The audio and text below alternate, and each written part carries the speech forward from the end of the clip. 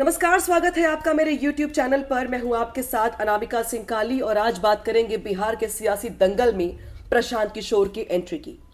बिहार में प्रशांत किशोर की एंट्री तूफान की तरह हुई और तूफान की तरह ही वो तमाम पॉलिटिकल पार्टीज का इस बार के विधानसभा चुनाव में खेल बिगाड़ते हुए दिखाई दे रही हैं। प्रशांत किशोर की ओर से अब तक प्रत्याशियों के नाम की बार अगर बात की जाए तो 2 लिस्ट जारी की गई है। हालांकि अगर प्रशांत किशोर की बात की जाए तो इस मामले में काफी पहले भी निकल गए, क्योंकि एनडीए और महागठबंधन से पहले ही प्रशांत किशोर की ओर से प्रत्याशियों के नाम की 2 लिस्ट जारी कर दी गई। जो लिस्टें नीतीश कुमार से लेकर के महागठबंधन के कोर वोटरों में सेंधमारी करती हुई दिखाई दे रही हैं। अब प्रशांत किशोर को किसी के साथ मन मनोबल तो करना नहीं था, ना ही बैठकें करनी थी। प्रशांत किशोर अपनी पार्टी में इकलौते ऐसे चेहरे हैं जिनको मंत्रणा करनी है और लिस्ट जारी करनी थी। लिहाजा एनडीए और महागठबंधन से पहले प्रशांत किशोर ने सबसे पहले अपनी पार्टी की ओर से, जन स्वराज की ओर से प्रत्याशियों के नाम का ऐलान कर दिया। लेकिन जिस तरीके से उनकी ओर से नामों का ऐलान किया गया है, प्रशांत किशोर तमाम बिहार की पॉलिटिकल पार्टीज के वोट बैंक पर असर डालते हुए दिखाई दे रही हैं। हालांकि ऐसा अब नहीं हुआ है। प्रशांत किशोर ने जब बिहार में पदयात्रा शुरू की थी, तभी प्रशांत किशोर की ओर से यह मैसेज दिया गया था कि वो पीडीए वाली पॉलिटिक्स को लेकर के आगे बढ़ेंगे बिहार में। और अक्सर वो अपनी यात्राओं में पीडीए को टारगेट करते हुए दिखाई भी दे रहे थे। पीडीए यानी कि पिछड़ा दलित अल्पसंख्यक। उन्होंने पदयात्रा के दौरान भी कहा था कि वो इन वर्गों के लोगों को आगे लेकर के आएंगे। और जब बारी आई बिहार चुनाव में उम्मीदवारों के नाम के चयन की, तो प्रशांत किशोर की ओर से जो लिस्ट जारी की गई है उसमें ऐसे ही चेहरों का बोलबाला दिखाई दे रहा है। प्रशांत किशोर की ओर से पहली लिस्ट में 51 उम्मीदवारों की लिस्ट जो नाम है वो उनका ऐलान किया गया है, जिसमें 17 अति पिछड़ा है, 11 ओबीसी हैं, 9 सवर्ण, 7 एससी और 7 मुसलमानों के नाम का ऐलान किया गया है। यानी कि पीडीए वाली पॉलिटिक्स का पूरा जोर यहां पर दिखाई दे रहा है। हर वर्ग को साधने का प्रयास किया गया है, चाहे वो अति पिछड़ा हो, चाहे वो ओबीसी हो, चाहे वो सवर्ण या फिर मुसलमान। इतना ही नहीं, पहली लिस्ट के अलावा जो दूसरी लिस्ट भी जारी की गई है, उस दूसरी लिस्ट में भी कुछ ऐसा ही सामंजस्य दिखाई दे रहा है, जब प्रशांत किशोर की ओर से बड़े ही सफाई से हर वर्ग को साधने का प्रयास किया गया है। दूसरी लिस्ट में प्रशांत किशोर की ओर से 14 सुरक्षित और 46 सामान्य सीटों पर प्रत्याशियों के नाम का ऐलान किया गया है। इतना ही नहीं, सेकेंड लिस्ट में नीतीश कुमार के प्रभुत्व वाले ईबीसी जो चेहरे हैं उनको ज्यादा मौका दिया गया है। इस लिस्ट में 14 अति पिछड़ा है, 18 एससी हैं। इसके अलावा इसमें भी कुछ मुसलमानों को टिकट दिया गया है। साथ ही साथ इसके अलावा एक अनुसूचित जनजाति के चेहरे को भी यहां पर मौका दिया गया है। 10 ईबीसी प्रत्याशी उतारे गए हैं सेकंड लिस्ट के हिसाब से। हालांकि अभी और भी लिस्टें आनी बाकी हैं उनकी, लेकिन 2 लिस्टों में साफ साफ दिखाई दे रहा है कि प्रशांत किशोर ये समझ चुके हैं कि बिहार की नब्ज कहां से और कैसे पकड़नी है और कैसे बिहार में सालों से राज कर रही पॉलिटिकल पार्टीज के वोट बैंक में सेंध लगानी है और इन पॉलिटिकल पार्टीज की जड़ों को कमजोर करना है।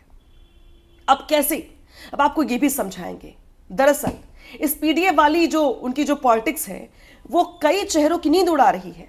नीतीश कुमार हो, चाहे वो तेजस्वी यादव हो यानी कि लालू यादव, जिन्होंने लंबे समय तक बिहार में राज किया, लेकिन उनके भी कोर वोटर माने जाने वाले यादव और मुसलमान, उनको भी प्रशांत किशोर ने साधने का पूरा प्रयास किया है। और उनका ये प्रयास तमाम पॉलिटिकल पार्टीज के वोटरों में सेंध लगाने का प्रयास दिखाई दे रहा है या अपनी ओर अट्रैक्ट करने का, खींचने का प्रयास दिखाई दे रहा है।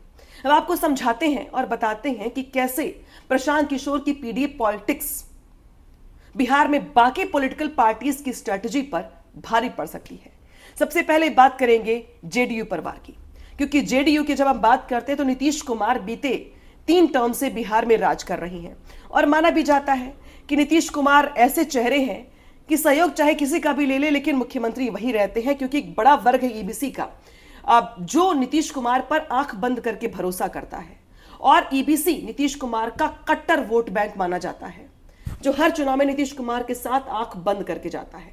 लेकिन ईबीसी ने लंबे समय से वैसे तो नीतीश कुमार को वोट दिया है, बट इस बार जिस तरीके से प्रशांत किशोर की ओर से कई चेहरों को उतारा गया है मैदान में, यानी जिन्हें उम्मीदवार बनाया गया है, ऐसा माना जा रहा है कि प्रशांत किशोर नीतीश कुमार के वोट बैंक में कोशिश कर रहे हैं अपनी जड़ें जमाने की।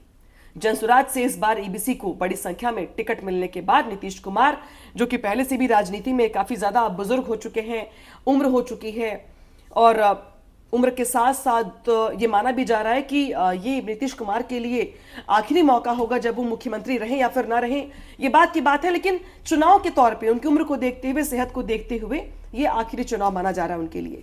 लेकिन प्रशांत किशोर ये बात अच्छे से जानते हैं और इसीलिए वो चाहते हैं कि नीतीश कुमार की पॉलिटिक्स बिहार में कमजोर हो, और इसीलिए उनकी ओर से मैक्सिमम ईबीसी वोटर्स को साधने का प्रयास किया गया प्रत्याशियों के तौर पर। दूसरी ओर आरजेडी को भी चुनौती देते दिखाई दे रही हैं। आरजेडी के मुस्लिम वोट बैंक पर और यादव वोट बैंक में सेंधमारी करने का प्रयास प्रशांत किशोर की ओर से किया गया है, क्योंकि जनसुराज की ओर से जारी किए गए दो लिस्टों में, दोनों ही लिस्टों में मुसलमानों को टिकट दिए गए हैं, प्रत्याशी बनाया गया है, जो तेजस्वी यादव की मुश्किलें बढ़ा रहा है। एक तरीके से आ पाए हैं और वो भी प्रशांत किशोर के निशाने पर है। यूं कहे तो उनका जो वोट बैंक है वो प्रशांत किशोर के निशाने पर है, और जिस तरीके से उनकी ओर से पासवान बिरादरी के लोगों को भर भर करके प्रत्याशी बनाया गया है, ये माना जा रहा है कि प्रशांत किशोर की नजर चिराग पासवान के कोर वोटरों पर भी है, और इसी वजह से प्रशांत किशोर की जो लिस्ट है उम्मीदवारों की, वो चिराग पासवान की भी मुश्किलें बढ़ाती हुई दिखाई दे रही है। हालांकि सबके तरफ जो लिस्ट जारी की गई है उसमें भर भर के प्रोफेशनल लोगों को मौका दिया गया है, जो लोग पॉलिटिक्स से दूर रहे हैं, लंबे समय तक पढ़े लिखे हैं, शिक्षित हैं, उन्हें मौका दिया गया है। लेकिन प्रशांत किशोर ने इस बात का खास ख्याल रखा है कि पढ़े लिखे उम्मीदवारों के साथ साथ नॉन पॉलिटिकल फेसेस के साथ साथ वो कास्ट फैक्टर को भी बहुत हद तक साध सके। हालांकि प्रशांत किशोर खुद कहां से चुनाव लड़ेंगे, इसको लेकर के अभी तक सिर्फ उनकी ओर से इंडिकेट किया गया है, साफ नहीं किया गया है। राघोपुर पर उनकी नजर लगी हुई है, लेकिन उनकी ओर से अभी तक ऐलान नहीं किया गया है। लेकिन जिस तरीके से उनकी ओर से प्रत्याशियों के नाम का ऐलान किया गया है, वो बाकी पॉलिटिकल पार्टीज के लिए चिंता बढ़ाने वाला जरूर दिखाई दे रहा है।